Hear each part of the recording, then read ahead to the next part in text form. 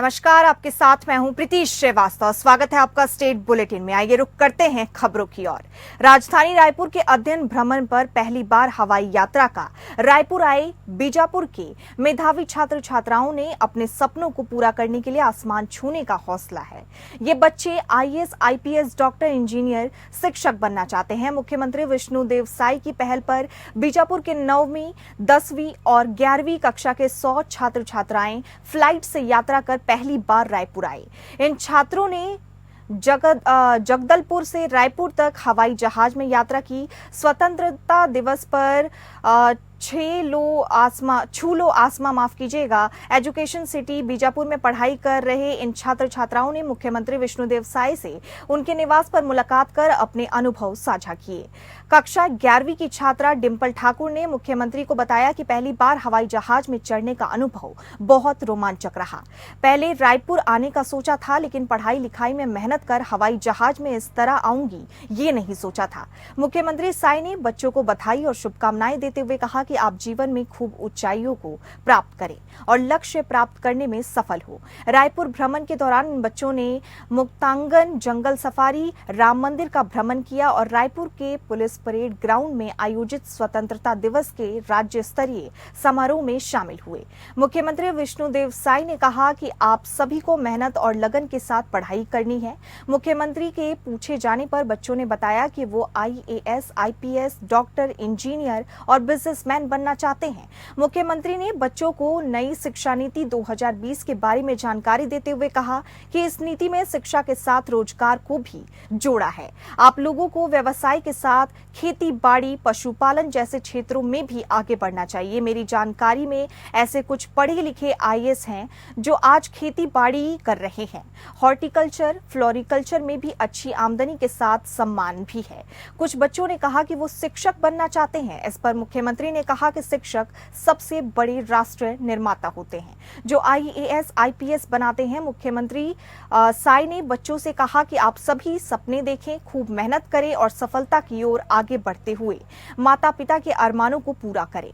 मुख्यमंत्री साई ने बच्चों से गोंडनी भाषा के शब्द नियद नीलानार शब्द का अर्थ पूछा, जिस पर एक छात्रा ने बताया तुम्हारा प्यारा गांव। मुख्यमंत्री ने बताया कि बीजापुर, सुकामा, दंतेवाड़ा, कांकरे जैसे दूरस्थ क्षेत्रों को विकास के मुख्य धारा से जोड़ने के लिए हमने नियद नीलानार योजना शुरू की है, जिसके अंतर्गत 17 विभागों के अंतर्गत 58 व्यक्ति मूलक और 28 सार्वजनिक योजनाओं को शामिल किया गया है, जिसमें सुरक्षा कैंपों की परिधि के 5 किलोमीटर के गांव में लोगों को सड़क, बिजली, पानी, राशन कार्ड, आयुष्मान कार्ड, आधार कार्ड जैसी मूलभूत सुविधाएं लोगों को मुहैया कराई जा रही है।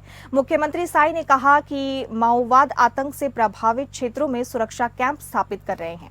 अब तक 32 कैंप की स्थापना की गई है, जिसके अंतर्गत 91 गाँव शामिल है और 29 नए कैंपों की स्थापना की जा रही है।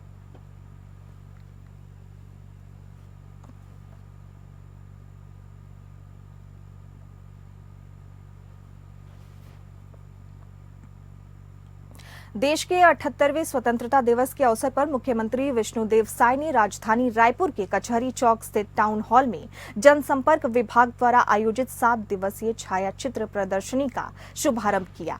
इस प्रदर्शनी में प्रदेश सरकार की उपलब्धियों और देश के स्वतंत्रता आंदोलन में अपनी महत्वपूर्ण भूमिका निभाने वाले छत्तीसगढ़ के महान क्रांतिकारियों की स्मृतियों को बड़ी ही आकर्षक ढंग से प्रदर्शित किया गया।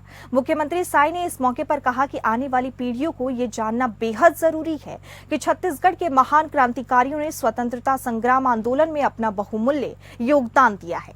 छायाचित्र प्रदर्शनी का अवलोकन करने के बाद मुख्यमंत्री साई ने जनसंपर्क विभाग के प्रयास की सराहना के साथ ही कहा कि ये छायाचित्र प्रदर्शनी युवाओं को प्रेरित करेगी और उन्हें देश समाज के लिए सकारात्मक दिशा में कार्य करने में महत्वपूर्ण भूमिका निभाएगी। छायाचित्र प्रदर्शनी में आजादी की लड़ाई में छत्तीसगढ़ के क्रांतिकारियों का योगदान और उनके महत्वपूर्ण दस्तावेज, स्वतंत्रता आंदोलन के दौरान उनकी जीवन यात्रा, जंगल सत्याग्रह, भारत जोड़ो छोड़ो आंदोलन और स्वतंत्रता आंदोलन से जुड़ी विभिन्न गतिविधियों में उनके योगदानों को प्रदर्शित किया गया। इसके अलावा राज्य सरकार द्वारा संचालित की गई मुख्य योजनाओं महतारी वंदन योजना, प्रधानमंत्री आवास योजना, रामलला दर्शन योजना, कृषक उन्नति योजना, महिला सशक्तिकरण, पीएम जनमन योजना, मुख्यमंत्री जनदर्शन आदि प्रमुख रूप से शामिल हैं। प्रदर्शनी में अयोध्या के भव्य राम मंदिर में विराजित रामलला की प्रतिमूर्ति रखी गई। प्रदर्शनी स्थल पर प्रदेश सरकार की उपलब्धियों पर आधारित डॉक्यूमेंट्री फिल्म का प्रदर्शन किया जा रहा है।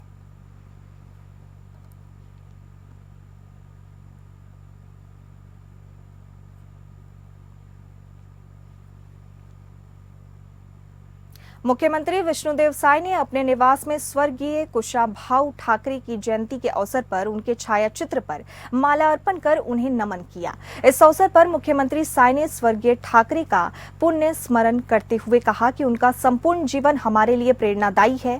अनुशासित जीवन और राष्ट्र प्रथम की भावना को उन्होंने आत्मसात किया था। मुख्यमंत्री साय ने कहा कि उनके विचार आज भी प्रासंगिक हैं और समाज के लिए उनका योगदान अतुलनीय है।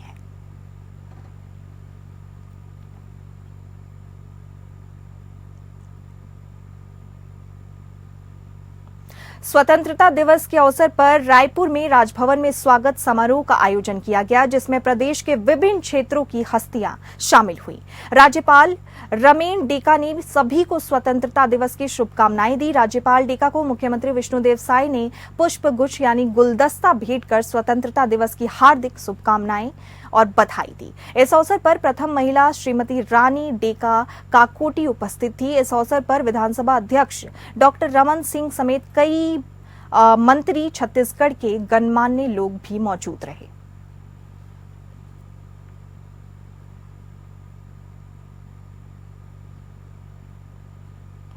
छत्तीसगढ़ के मनेन्द्रगढ़, चिरमिरी, भरतपुर जिले में एक ऐसा गांव है जहां लोगों को राशन लेने से पहले पहाड़ पर जाना होता है, तब कहीं जाकर राशन मिलता है। ये एक से दो बार नहीं बल्कि पूरे साल यही प्रक्रिया दोहराई जाती है। दरअसल राशन कार्ड धारकों को ई-पॉस मशीन के जरिए राशन वितरित किया जाता है। ऐसे में प्रत्येक राशन कार्ड धारकों को फिंगर लगाना पड़ता है, जब कहीं जाकर हितग्राहियों को राशन मिलता है। ये पूरा मामला छत्तीसगढ़ के एमसीबी जिला भरतपुर अंतर्गत गढ़वार ग्राम पंचायत का है। यहाँ पूरे गांव में मोबाइल नेटवर्क नहीं है, जिसके कारण से ई-पॉस मशीन काम नहीं करती। ऐसे में राशन वितरण करने वाले विक्रेता के साथ साथ पूरे राशन कार्ड हितग्राहियों को 2 किलोमीटर दूर तक एक पहाड़ पर जाना पड़ता है, तब कहीं जाकर हितग्राहियों का फिंगर लगाना पड़ता है और तब कहीं जाकर राशन मिलता है, क्योंकि गांव से दूर पहाड़ पर ही नेटवर्क मिल रहा है। इस तरह की दिनचर्या से ग्रामीणों को भी सारे काम छोड़कर पूरे दिन पहाड़ पर ही बैठना पड़ रहा है। ग्रामीणों ने बताया कि डीलर हमें संदेश भिजवा देते हैं कि राशन आ गया है, सभी लोग पहाड़ पर पहुंचे, फिंगर लगाना है। इसके बाद ग्रामीण वहां जाना शुरू कर देते हैं और खासकर बुजुर्गों को तो बड़ी परेशानी होती है। ये हम लोगों को फिंगर के लिए परेशानी है, जल्दी से जल्दी हमारी व्यवस्था बनाया जाए। हर गरीबों, हर परिवारों के लिए, हर के लिए व्यवस्था किया जाए। फिर नीचे से ऊपर चढ़ते हैं तो हम लोग तो चढ़ पाएंगे, बुजुर्ग जो सियान है उन लोग चढ़ते चढ़ते गिर जाए तो फिर क्या करेंगे। टावर ना रहने के कारण सभी पब्लिकों को चढ़ते समय उतरते समय बड़ी समस्या परेशानी रहते समय परेशानी सर। पहाड़ में चढ़ना पड़ता है क्योंकि 382 राशन कार्डधारी हैं और मैं इसका शिकायत फूड इंस्पेक्टर साहब को दिया हूं और जिला खाद्य अधिकारी को लिखित आवेदन दिया हूं, पर आज तक कोई समस्या का समाधान नहीं हुआ। बहुत परेशानी होता है, इसलिए हम लोग पहाड़ में फिंगर लगाने के लिए आते हैं। यहाँ टावर नहीं है, अच्छे से सर्वर नहीं चलता है, इसलिए जनता लोगों को टाइम से राशन नहीं मिल पाता है। में चढ़ते हैं सर फिंगर लगवाने के लिए, तो सर्वर नहीं लगती है सर, इसलिए यहाँ पहाड़ में 1 किलोमीटर यानी कि यहाँ ऊपर चढ़ते हैं सर, तो उसका कोई व्यवस्था किया जाए सर, तभी ना कुछ बनेगी। कोलकाता मेडिकल कॉलेज की महिला जूनियर डॉक्टर के साथ दुराचार करने के बाद उसकी हत्या किए जाने के बाद से देश के डॉक्टरों में रोष का माहौल है। मामला तब और गंभीर हो जाता है जब कोलकाता मेडिकल कॉलेज में जूनियर डॉक्टर इसके विरोध में धरना देते हैं और असामाजिक तत्व धरना स्थल पर आकर तोड़फोड़ और उनके साथ मारपीट करते हैं।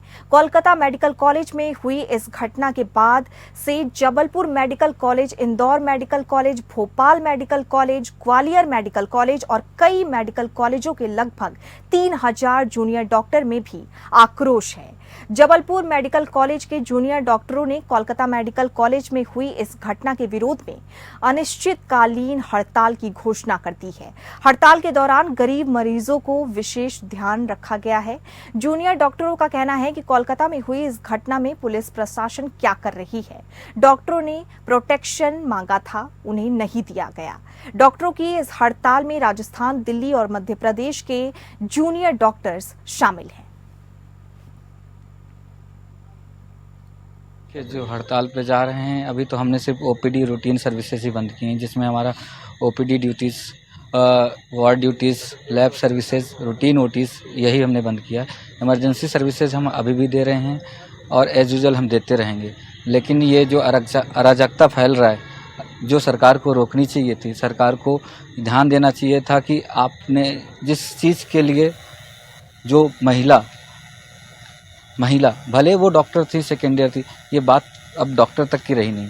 जो रेप मर्डर हुआ, जिसके लिए एक साइलेंट प्रोटेस्ट कर रहे थे कोलकाता मेडिकल कॉलेज वाले, आप वहाँ 3 से 4 हज़ार आदमी आते हैं, सारा कुछ तोड़ जाते हैं, कैसे हो सकता है? सरकार क्या कर रही थी? मेरी ये भी सरकार से सवाल है कि आप क्या कर रहे थे? आपके भी इंटेलिजेंस होती है। रतलाम में मेडिकल कॉलेज में शुक्रवार से जूनियर डॉक्टर्स एसोसिएशन की हड़ताल है, जिसमें 54 डॉक्टर्स के साथ स्टूडेंट्स भी शामिल हो रहे हैं। हड़ताल अनिश्चितकालीन है, जिसमें फिलहाल इमरजेंसी सेवा शुरू हो गई है, लेकिन ओपीडी पूरी तरह बंद है। हड़ताल कर रहे डॉक्टर्स की मांग है कि पश्चिम बंगाल में डॉक्टर की रेप और हत्या मामले में सभी आरोपी गिरफ्तार हो, लापरवाही तय कर जवाबदारों पर कार्रवाई हो, डॉक्टर्स के लिए सेंट्रल प्रोटेक्शन एक्ट तत्काल लागू किया जाए। इस तरह की अन्य और मांगों के साथ हड़ताल शुरू कर दी गई है। सबको पता लगे, एज डॉक्टर्स हमारी रिस्पॉन्सिबिलिटी है कि हम सबका ध्यान रखें, बट ये जनरल पब्लिक का भी रिस्पॉन्सिबिलिटी है कि वो हमें ठीक से ट्रीट करें और गलत जहाँ हो रहा है वो हमारे साथ खड़े हों। जैसे आप देख सकते हैं पूरे डॉक्टर एसोसिएशन, हमारे कंसल्टेंट सब लोग हमारे साथ है, वैसे हम चाहते हैं कि जनरल पब्लिक भी हमारे साथ इसमें खड़ी रहे। आरजीकर मेडिकल कॉलेज कोलकाता में जो इंसिडेंस हुआ है उसके विरोध में एक पीसफुल प्रोटेस्ट कर रहा है। हमारी मांगे हैं कि जो फीमेल डॉक्टर जिनके साथ इंसिडेंस हुआ है उनको त्वरित न्याय मिले, ठीक है, कल्प्रिट को फांसी की सज़ा हो, और वहाँ पे जो डॉक्टर पीसफुल प्रोटेस्ट कर रहे हैं उन पर जो लाठीचार्ज किया जा रहा है, गुंडागिर्दी की जाएगी, उन पर भी एक्शन लिया जाए। पूरे इंडिया में एक सेंट्रल डॉक्टर प्रोटेक्शन एक्ट लागू किया जाए और हर मेडिकल इंस्टीट्यूट में एक पीसफुल इन्वायरमेंट हो, एक हेल्दी और सेफली इन्वायरमेंट हो, जिसके लिए गार्ड फैसिलिटीज़ मेल फीमेल सारी हो। और इसके बाद भी हम अगर उन्हें न्याय नहीं मिलता है तो हम अपनी स्ट्राइक को कंटिन्यू करेंगे। कोलकाता रेप मर्डर केस पर अभी पूरे देश की नजर है। पूर्व प्रधानमंत्री भारत रत्न स्वर्गीय अटल बिहारी वाजपेयी जी की पुण्यतिथि के अवसर पर राज्यपाल राजेंद्र विश्वनाथ आर्लेकर और मुख्यमंत्री नीतीश कुमार ने पाटलिपुत्रा पार्क पटना में अटल बिहारी वाजपेयी जी की आदमकद प्रतिमा पर माला अर्पण कर अपनी भावभीनी श्रद्धांजलि अर्पित की। इस अवसर पर मुख्यमंत्री ने पूर्व प्रधानमंत्री भारत रत्न स्वर्गीय अटल बिहारी वाजपेयी जी की पुण्यतिथि को राजकीय समारोह के रूप में मनाए जाने की घोषणा की। उप मुख्यमंत्री सम्राट चौधरी, बिहार विधानसभा अध्यक्ष नंदकिशोर यादव, जल संसाधन मंत्री सह संसदीय कार्य मंत्री विजय कुमार चौधरी, भाजपा के प्रदेश अध्यक्ष सहित कई अन्य जनप्रतिनिधियों और सामाजिक कार्यकर्ताओं ने भी अटल बिहारी वाजपेयी जी की प्रतिमा पर पुष्प अर्पित कर अपनी श्रद्धांजलि दी। इस अवसर पर सूचना और जन संपर्क विभाग के कलाकारों द्वारा आरती पूजन, बिहार गीत और देशभक्ति, देवभक्ति गीतों का गायन भी किया गया। भागलपुर जिले के रंगरा प्रखंड के कोसिकपुर सरोहा पंचायत के वार्ड नंबर 9, 10, 11 में भयानक रूप से कोसी का पांव फैलता जा रहा है। कोसी नदी की धारा अत्यधिक तेज होने के कारण कोसी के विकराल रूप से सहोरा पंचायत का 3 वार्ड पूरी तरह डूब चुका है, जिससे लगभग 7,000 की आबादी प्रभावित हो चुकी है। स्थानीय जनप्रतिनिधि और स्थानीय लोगों के द्वारा सीओ, बीडीओ और इसकी लिखित आवेदन देकर अवगत कराया गया है, लेकिन किसी भी प्रकार की राहत बचाव का कार्य अभी तक प्रशासनिक स्तर से प्रारंभ नहीं किया गया, जिस कारण वहां के लोगों को घर से बाहर निकलना बहुत मुश्किल हो रहा है। गांव में भयावह जल संकट से हमारे ग्रामीण जूझ रहे हैं। ब्लॉक में कई बार आवेदन देने के बाद, टेलीफोनिक सूचना देने के बाद भी अभी तक एक भी कर्मचारी या पदाधिकारी देखने तक नहीं आए हैं, जिससे कि सभी लोग अपने गांव से पलायन कर चुके हैं। कटिहार जिला के 14 नंबर रोड है, जिसमें सभी विस्थापित अपना तिरपाल, बोरा, चट्टी का तंबू लगा के रह रहे हैं। न खाने का व्यवस्था है, न पानी का व्यवस्था है, न ही सरकार के द्वारा प्लास्टिक दिया जाता है, न प्लास्टिक का व्यवस्था है। कोई व्यवस्था यहाँ पे नहीं दिया गया। हम जिला पदाधिकारी भागलपुर से मांग करते हैं कि रंगरा प्रखंड के कोई भी कर्मचारी ब्लॉक से कोई भी हो, उनको भेजें और सरकार के द्वारा जो उचित योगदान दिया जाता है वो यहाँ पे लाभ उपलब्ध कराएं। सरपंच प्रतिनिधि अमित सिंह राठौर, कोसिकपुर सहोरा पंचायत। झारखंड राज्य के राज्यपाल संतोष गंगवार राज्य की उप राजधानी दुमका में ध्वजारोहण के उपरांत सड़क मार्ग से रांची जाने के क्रम में कुछ समय के लिए बोकारो जिले के पेटरवार प्रखंड ओरदाना पंचायत में 56 एकड़ में फैले मनरेगा पार्क का निरीक्षण उन्होंने किया। पुलिस जवानों द्वारा उन्हें गार्ड ऑफ ऑनर दिया गया। इससे पूर्व उपायुक्त विजय जाधव ने पौधा देकर महामहिम को स्वागत किया। राज्यपाल गंगवार ने मनरेगा पार्क कृषि बागवानी में लगे आम के पौधों का निरीक्षण किया।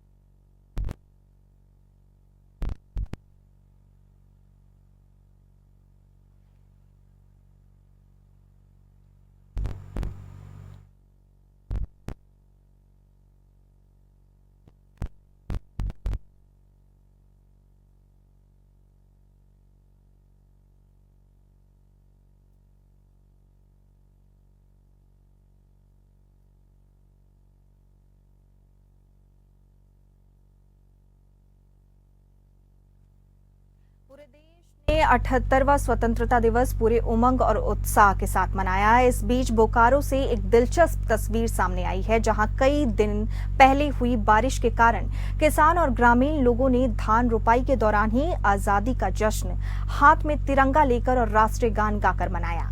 बोकारो के चास प्रखंड के किसान सह पूर्व जीप सदस्य संजय कुमार ने कहा कि यह हमारे लिए गर्व का विषय है। हम आजादी का वर्षगांठ बना रहे हैं, लेकिन बारिश हाल ही में हुई है, जिस कारण हम लोगों ने धान रोपाई के साथ इस जश्न को मनाया। उन्होंने कहा कि अगर किसान और मजदूर इसी तरह अपनी खेती को करते रहे तो हमारा देश भी आजाद रहेगा, तो हम भी खुशहाल रहेंगे और देश भी खुशहाल रहेगा।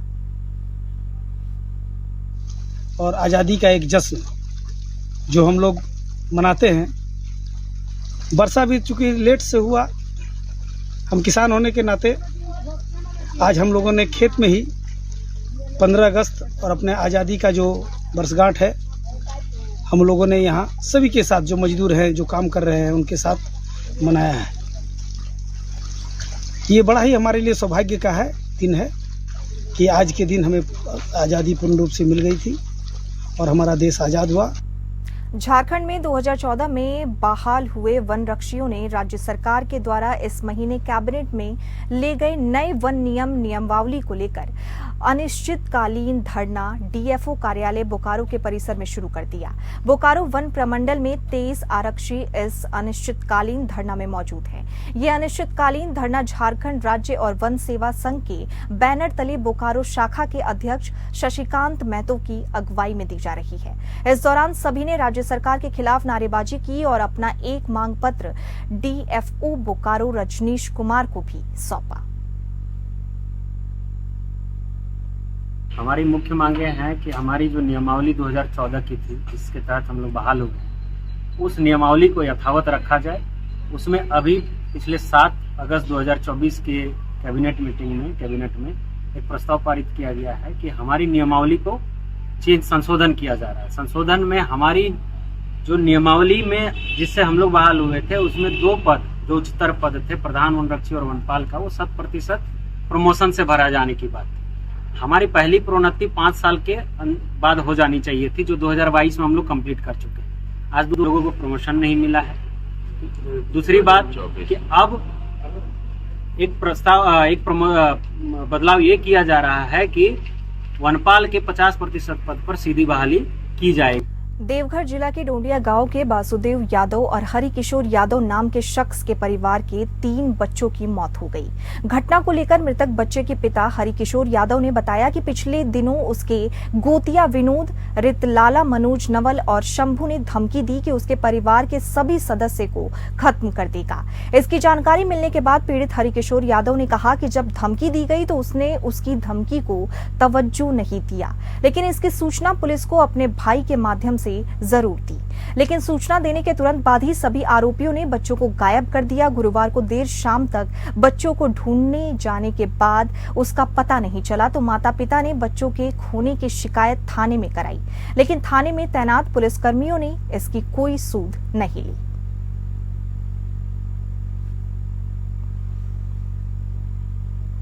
ट्रैक्टर पार करने गया था, हम लोग सब कुछ देख रहे थे, पूरा गांव वाला में विवादित था, लड़ाई झगड़ा चल रहा था। थाना में कंप्लेंट किया, दोनों पार्टी से कोई एक्शन नहीं किया। अमरेश सिंह दरोगा था। 2 दिन हमने 14 तारीख को हमको पंचायत भवन के सामने मिले, तो बोला श्रीकांत के यहाँ जाना है, और उल्टे श्रीकांत का बेटा को ऊपर तारीफ करता है कि तुम्हारा बेटा तुम साले छिपा के रखा है।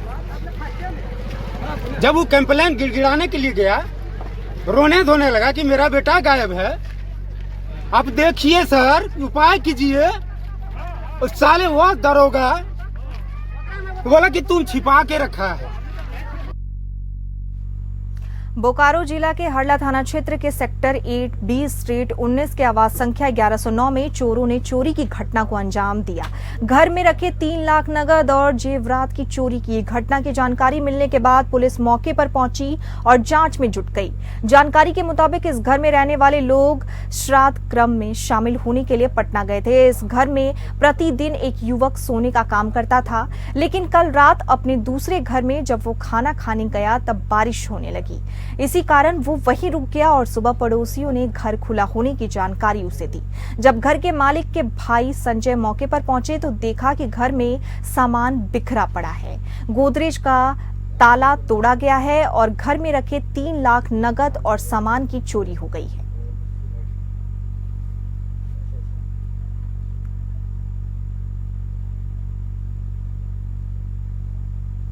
और इसी के साथ स्टेट बुलेटिन में फिलहाल इतना ही।